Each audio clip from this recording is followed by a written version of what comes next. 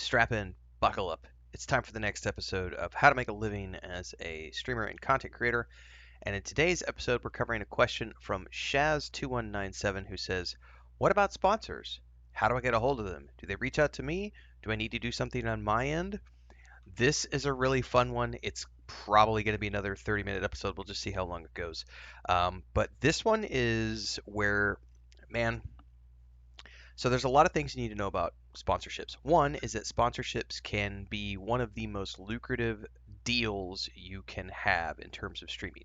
Like ad revenue is one thing, subscription and membership revenue is another, merchandise you sell, your Patreon, all that stuff. Those are all like pennies that add up over time.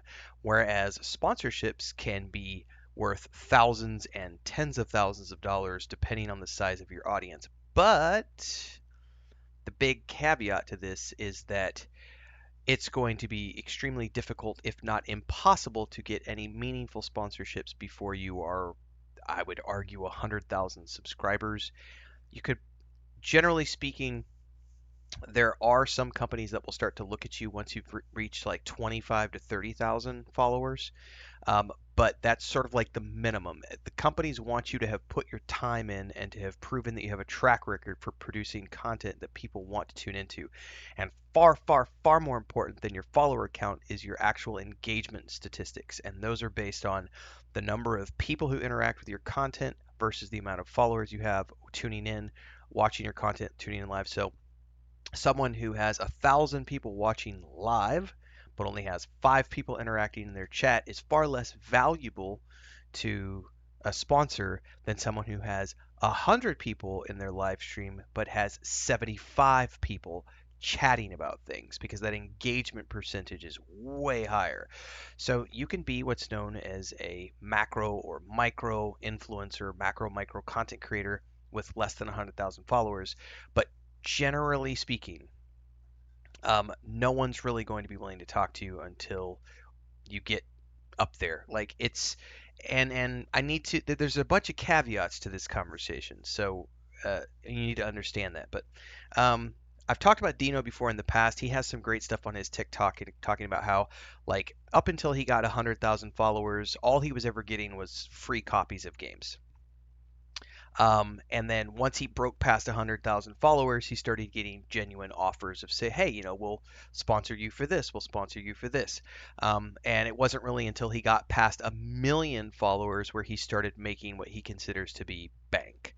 And that took him, if you watch his journey, that was 16 plus years for him to make that journey. Not everyone is going to take that length of time to get there. Carnage has been doing it for like 12 years. It's BJP, something like, I don't know, 16 or something. Like, some of these guys have been doing things for 10 plus years, and they get great offers because they've been doing things for 10 plus years. So let's back it up a little bit. There are various types of sponsors and sponsorships. On the small end, what you're going to see is people offering to purchase um, ad time on your videos, and these are going to take the place of like 90-second ad inserts at the beginning of your videos. Only the lowest quality content creators use these. You'll know who they are because you'll go to watch a video and it will say today's video has a sponsor, and it'll be a 90-second clip that has nothing to do with the rest of the video. It'll be for like manscaping products, VPN products, energy drinks, mobile games, things that have absolutely nothing to do with the actual video or content that's about to follow that sponsored clip. Those are the lowest common types. They usually pay anywhere from $50 to a couple $100. Rarely they'll pay more than that, but they can pay a few $100s on the high end. Again, rarely. I don't use those because I'm not a starving artist, and I really do feel like those are like the lowest quality type of sponsorships and advertising offers that you're going to get. And if you want to distinguish yourself from the rest of the schmegma of the internet, you stay away from that stuff because it's not a good look for you as a brand, especially when you start talking to actual companies who want to sponsor you. The vast majority of offers you're going to get in the beginning stages are going to be offers for free games. I get about 150 to 200 of those a month as of where I'm at right now with this channel. I only accept, man, I really would have to sit down and count It's 3 or 4 a year, maybe. And it has to be something that's really, really good, or it's from a company who I give a shit about. Like, Owlcat Games reached out and offered me a uh, early access key to the alpha for Shadow of the Road, which is like an upcoming. They're publishing it, not developing it, but it's like a samurai CRPG. And I love Owlcat, Rogue Trader, all their games, the Pathfinder games. So I was like, hell yeah, it's Owlcat. I will definitely accept a free key from them. I've also got a free key from them for the Void Fair edition of Rogue Trader for the um, Xbox, even though I already did a playthrough of my own when the game first came out. Robin Hood Sherwood Builders is another one I did where I accepted a free key. I know there have been like two or three this year. Tainted Grail was one I did this year that I accepted a free key for. But those aren't really the sponsorships that you want to know about. But I have to talk about those because you're going to want to take those anytime they come up if they're something that matches your brand and your style because that's resume fodder. I take them with this channel because I am not a massive big time content creator on this channel. And now I've talked about this elsewhere. Feel free to Google me and go look at my resume, what I used to do in the travel influencer space as a content creator there. Our last big project was working in Ireland for a month. We were there as public speakers, my wife and I, for one of the big travel conferences that was in Killarney. And then we ended up working after that. We did some press tours with Fulcher Ireland. And then we did 2 weeks doing the entire Wild Atlantic Way in a road trip with the drone and all of our camera gear that was covered by Fulcher Ireland, Ireland Blue Book Society, and I can't remember who else was there. We had trips that were sponsored by Eurail in the past. We used to do a lot of big projects, get flown around the world, wined and dined, stay in five-star resorts. Our biggest project was working in Costa Brava, Spain for 3 months on the government's dime, working for Costa Brava as resident bloggers. And we were just basically they gave us a rental car and put us up in apartments all throughout the countryside for 3 months and sent us on like hot air balloons and horseback rides and like vineyards and restaurants that have like a year-long waiting list to get into. They're 3-star Michelin places. It was nuts. So I've done all that stuff before. This channel is only 3.5 years into its growth. So I have what 54,000 on YouTube, 4,000 plus on Twitch, like 8,000 on Instagram, close to 4,000 on TikTok, and not really a lot on Blue Sky, Twitter, or Facebook. Um, I do get some sponsorships. The biggest I've been offered has been $2,000 for a 2-hour stream, which is pretty good for my level. I've also had offers that were much less than that, and I have taken some of them depending on the company that I wanted to work with. Um, so it just depends on where you're at and what you want to take. Um, so at my level, that's where I'm at. When you get higher, you start looking at numbers where if you're getting 10,000 viewers per live stream, you could talk to companies about, giving you $10,000 for a sponsored stream or more. It just depends on where you're at. But realistically speaking, from the ground up, like I said, you're gonna need to get to 100,000 followers before companies start to offer you serious cash. I have gotten some serious offers this year. This is the first year where I have fielded serious offers. And I think it was honestly once I crossed the 50,000 threshold on YouTube, and also started showcasing, like, I've been working with Funcom, I've been working with Owlcat, I've been working with all these different companies this year. I think I've worked with like 6 or 8 companies this year. Some of those have been just free game keys, others have been paid campaigns. So in between all of that, as the resume has started to build up, I've started to field more and more serious offers. But I don't do the advertising spots at the beginning of my videos because it's just bleh. Uh, do you pitch or do you wait for the offers to come to you? I wait for the offers to come to me, but I'm unique in that. Um, in the previous industry, in the travel industry, I pitched a lot. And I pitched, like, I've told this story elsewhere, but for example, when I was first getting going in Cancun at the time, Chris and I had a live-in assistant who was living with us. His name was Devlin. And what Chris and I had done is we printed up, it was a few thousand, it's been a long time ago, I'd have to go back and check the records, but we printed up like 4 or 5 thousand business cards. And then she and I had bicycles, and we went and we rode around on our bicycles and handed out business cards to every restaurant, tour agency, hotel, anything that was in Cancun and the hotel zone, offering services for photography and videography. And then about a month after we handed all those business cards, my assistant and I then sat down and sent up follow up we sent out follow up emails to 3,000 people, 3,000 companies over the course of a 30-day period of time. And out of that, we lined up like 2 years of work. And that was enough to then we had a big conference that came through, and by the time that conference had come through, I had become sort of known in the local environment as being like this videographer, photographer, marketing guru, and then that got me into the public speaking gigs, and then that went international from there. So it is about pounding the pavement. If you're new and you're hungry and you're just getting going, you're going to be doing a lot of pitching. And there's a whole nother video that we could do on pitching. We probably will do that at some point. You got to have a media kit and you got to know your numbers and everything else. But here's the thing, the companies don't really give a shit about your numbers per se. Numbers are important, but really what they're looking for are engagement. They want to see your engagement numbers. Who cares if you have 50,000 followers? What's your engagement percentage? Above and beyond that is what's your unique take? Because anybody and everybody can stream a game, but what's your unique take? Why would we consider you as someone unique? So if you're new to it and you're hungry, you're going to be doing a lot of pitching. I don't pitch. Why don't I pitch? This is a fun one. I don't need the money. I am not a starving artist. I'm not hungry like a lot of younger people are who are just getting going.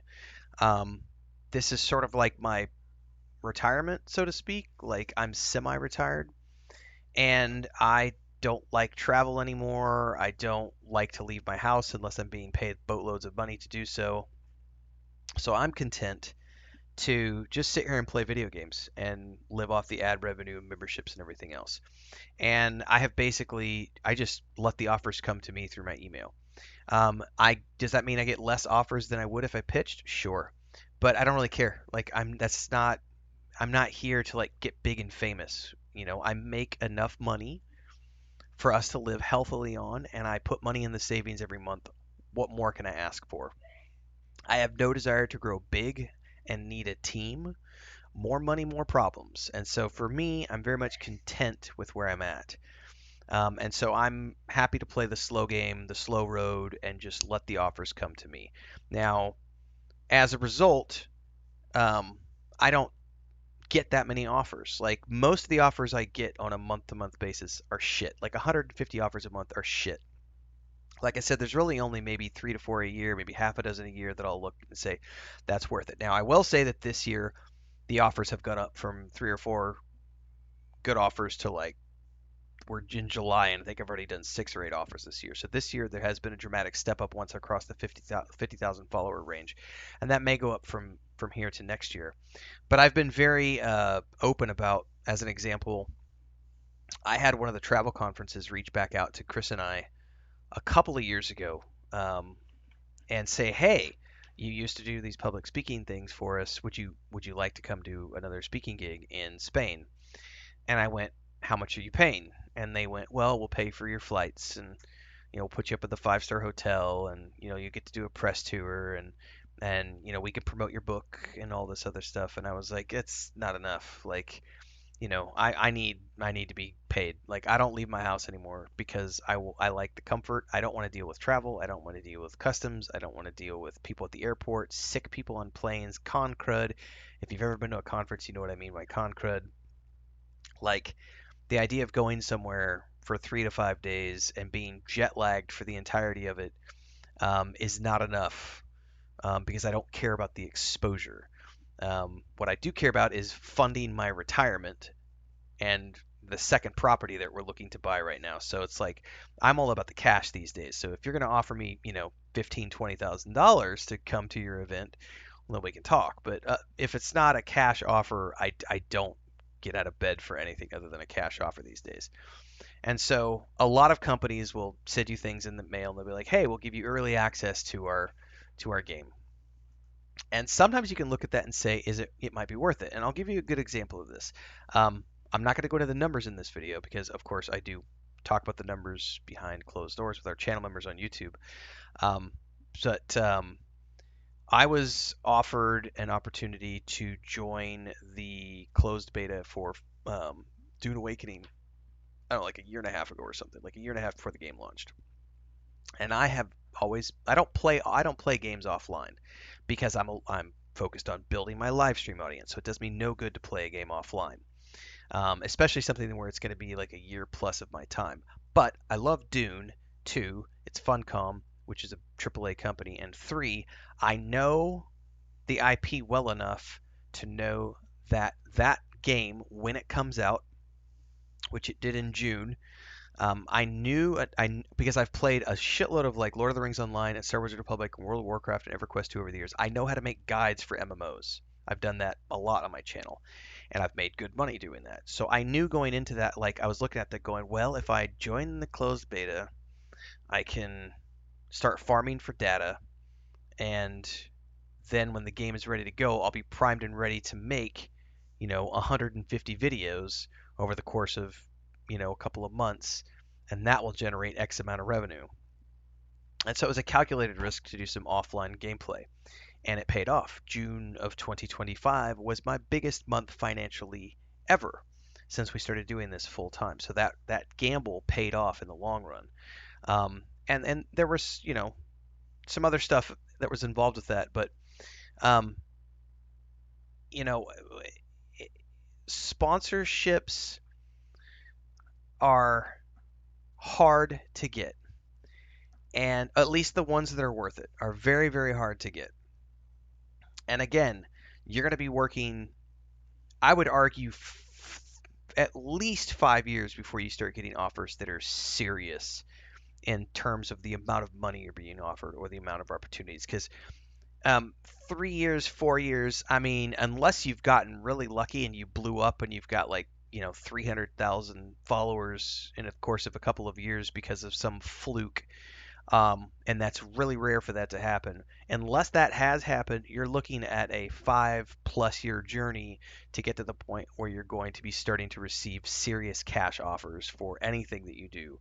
You will receive a lot of free games, you'll receive a lot of opportunities to do early access programs, a lot of opportunities to maybe get flown to locations and do things, but it just honestly depends on how much you want to work for those types of things, work towards those types of things, or if you're just like me and you're just like, whatever, I'm happy playing games. If those offers come to me, cool, but if not, it's no skin off my back because I don't really need those offers to survive. Quick commercial break, everyone, to celebrate and give thanks to all of these amazing people who keep me on the air full time. Really appreciate the support. All you got to do is join as a member. You get access to private videos. You can also do super thanks on any upload or super chats and stickers on any live stream or premiere you see. And beyond that, don't forget we're multi-streaming over on Twitch now, so you can support over there as well. Thanks so much to everybody. Let's get back to the video at hand. And the other thing too is like there's a whole another aspect of that. I made a tequila before we started, and I haven't even had a drink yet. So let me take a sip.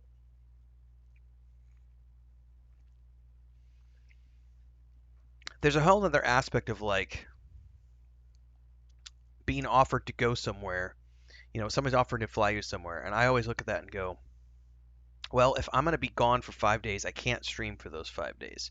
So I need to know that the money I'm going to make from this trip whether it's content that I can create after the fact or it's content that I can make during the trip, I need to know that content is going to make as much as I would have made had I been sitting at home streaming, plus extra to cover the out of office stress that I have. And that's a real thing. And I don't mean that facetiously. Like, um, the if so I my first company ever was a ceramic tile and natural stone contracting company.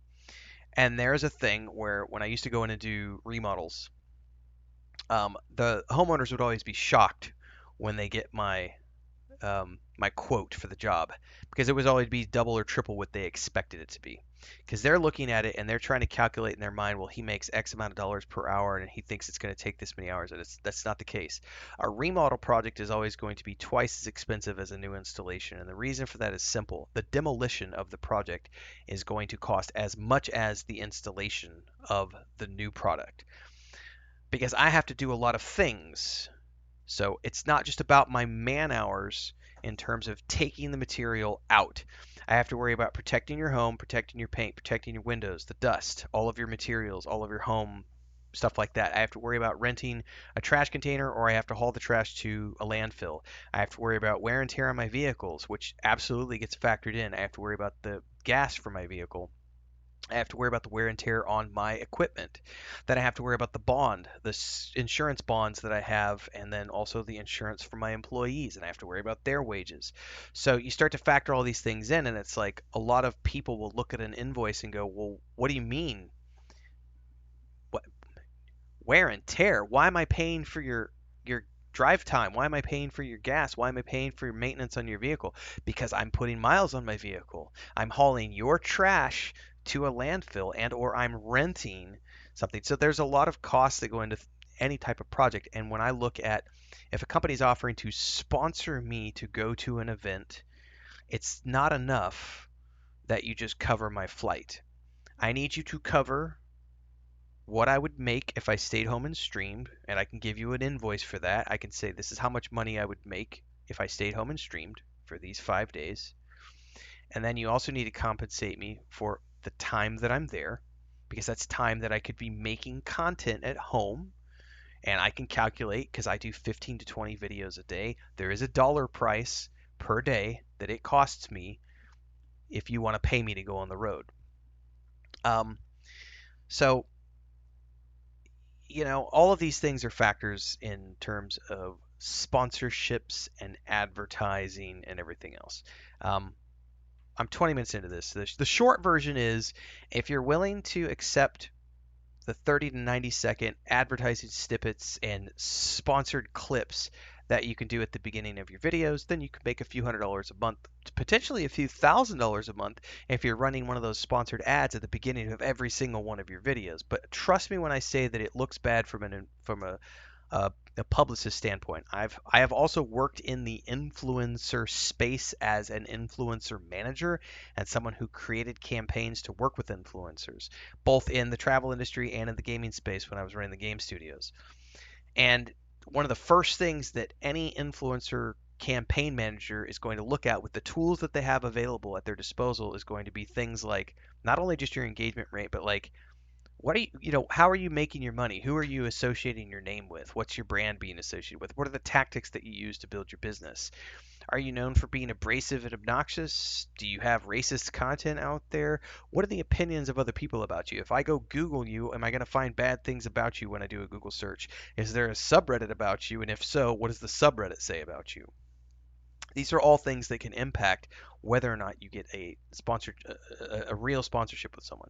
And then once you get to that certain level where you're trading airtime for like a sponsored stream, and those are usually going to be 2 to 3 hours long.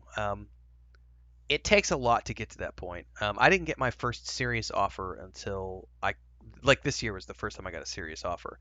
I think last year I got a couple of offers where it was like the companies were offering me like $200 to do a 2 hour live stream, and I went, yeah, no, I don't work for $100 an hour. Sorry, not gonna happen. Like, you need to put that number a lot higher for me to want to take time out of my schedule to play the game that you want me to play. And some of that is just knowing your worth. And some of it has to do with your traffic and your statistics, but it also has to do with your personal values. Um, I am old and I've done a lot, and my skill set is such that I can demand a high fee. The last white paper project that I did was for a company in California, and it was $15,000 for 2 months worth of work. And when I say 2 months, it was we had 2 months to work on the project, but it was creating a white paper on how to work with influencers, and it was basically building their influencer management campaign for them and writing 2 PDFs that taught their entire team how to work with influencers and how to start the program and how to do all the stuff. It wasn't like 2 months of 40 hours a week, but it was a 2 month long project, and I got paid 15 grand for that. Um, that's good money. That's me getting paid a lawyer's wage of like $450 an hour to sit and write a PDF. So, some of that is just knowing your worth based on the experience that you have generated over time. And some people will say, yeah, but you don't have that experience in the gaming, in the streaming space. How do you still demand? And it's like, because my skills are my skills and I am who I am, and I've built up that experience over time, and that allows me to know certain things and do certain things in a certain way. I am not wet behind the ears and green. And so, um, yeah, that's sort of some of the stuff that comes with the territory of, once you move out of the newbie phase, you can demand higher pay rates. So I would say go watch Dino's content as well on TikTok, because he has some great stuff to talk about in terms of sponsorships. He talks a lot about how he didn't get any serious offers. Like I said at the beginning of the video, he didn't really get any serious offers till he got to 100,000 followers on YouTube, and he said up until that point it was just all free games, and then after that he says when he got to 1 million followers was when he really started getting offers of like, well, here, we're going to send you a $7,000 laptop, and we're going to pay you, $20,000 to promote the laptop on your social media. So those are the types of opportunities that can start coming your way once you get really, really big. But up until that point, you've got to put your time in, and like I said, I've never seen anybody getting serious offers of cash before they've put about 5 years into their channel. So um, I would say that you can start earning some types of sponsorships by about 3 years in, maybe 2 years in, depending on how quickly you grow. But expect to need to put in, you know, 4 or 5 years of time minimum before you start seeing serious opportunities. And then, really, in the early days, if you're hungry, you need to be pitching. Um, the way I do it is not the same as everybody else. And I've been very open about the fact that I would happily accept an agency offer if an agency were to come along and be like, hey, we'll go out there and look for opportunities for you, if for a 25% cut or whatever. But I've had like 3 agency offers this year, and not a single one of them has offered to actually find me sponsorship deals. All they've offered to give me is like, we can help you get. I talked about, there's a video I just did recently about how I turned down an agency offer, and it was one of the biggest jokes I'd ever seen. And they represent some serious YouTube talent, but they were like, we can help you get free copies of games and get you into early access programs. And I'm like, I'm already doing that by myself. I don't need a company to do that for me for 25%. What I want is someone who's going to go out there and find me sponsorships for streams and speaking gigs. And I think I'm going to have to, if I wanted to do that, I would have to go with like a traditional talent agency, who looks for, speaking engagements and those types of things. But again, it's not really something I'm looking for. So it's one of those things where if one of those offers comes across my table, I'll take a look at it. But I'm pretty content with where I am. So hopefully that can give you a little bit of insight into the sponsorship side of things. Um, like I said, you could make a few $100s a month, even up to a couple $1,000s a month running those ads at the beginning of your videos, but it's always going to be tacky products. Um, and it's going to take you a long time until you can get to the point where companies are going to be willing to, give you money, um, to do in campaigns. And the other thing to think about too is like when it comes to pitching, I just need to do a pitching video is what it comes down to. You also have to understand that most companies' budgets are planned out like a year in advance. So you're pitching someone saying, "Hey, I want $5,000 to do this thing," right? That money's been spent. Usually, that money's been spent 12 months ago. They might have some in reserve for something super special, but I guarantee you are not the super special someone that they're going to give that $5,000 to because you're some lowby schmuck on the totem pole, whereas they're looking for somebody who's well established and who can get them bang for their buck guaranteed. But generally speaking, most of the marketing teams have spent their money a year in advance and they're on very tight budgets. And it's very, very unlikely that you're going to be able to squeeze in with a pitch and be like, hey guys, I'm amazing. Give me money. And they're going to be like, oh my God, you are amazing. Here's the money. Because in most cases, that money has been spent months before you pitched. And so that's when it comes back to, you know, building a relationship with certain companies that you want to work with long term, because what that'll turn into is if you've made your, you've put yourself on their radar, you've done two or three projects for them where they've given you game keys or they've maybe paid you a couple $100s for some small projects, and then when the next year rolls around and you've grown by another 10,000 followers and they reach out and say, hey, we've got a campaign we're offering to pay. That's how that kind of stuff usually works. Or you reach out and say, "Hey guys, I've done these three projects for you. I'd like to, I'd love to look at, you know, working up the food chain with you. What would that look like?" Um, but I'll cover that in a different video on pitching. So stay tuned for that. Because yeah, pitching is a whole nother ball game, no pun intended. Um, and I've pitched all sorts of stuff over the years. I mean, I literally have been working for myself since I was 20. Like all I've done my whole life is pitch my services, pitch my companies, pitch to investors to get money for projects. Like that's all I've done for a long time. This is the first project I've done where I'm not actively pitching. And it's been very nice to sort of just sit here and do what I want to do day in and day out and relax.